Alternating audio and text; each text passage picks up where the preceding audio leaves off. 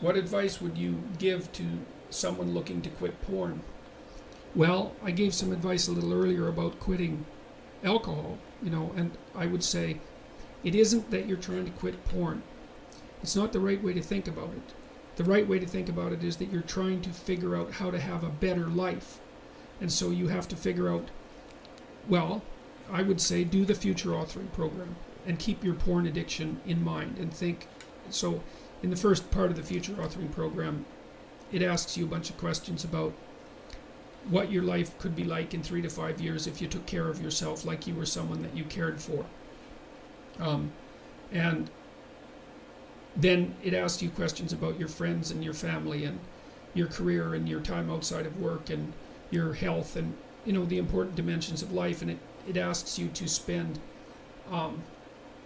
20 minutes writing about how good your life could be in 3 to 5 years if you got your act together and did what was good for you. And then it asks you to write about the hell you could be in if you didn't.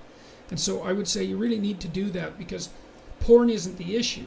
The issue is that you're not living your life the way you want to. And so you need a vision of life that's more compelling than the porn, and you need a counter vision too that frightens you, because otherwise porn is obviously extraordinarily gratifying in the short term, but you seem to be suffering from the medium to long-term consequences of its use.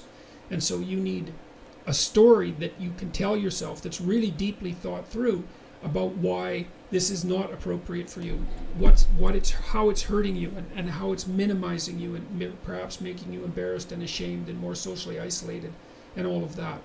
So I would say think about it as cleaning up your psyche and your behavior rather than merely stopping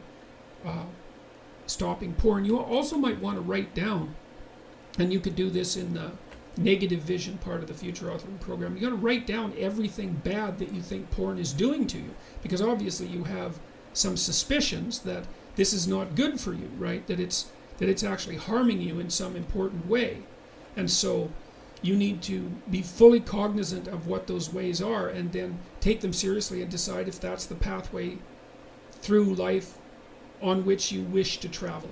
And then I would also say good luck to you. It's a very good idea to identify one of your weaknesses and work on it. You can strengthen yourself substantially by doing that.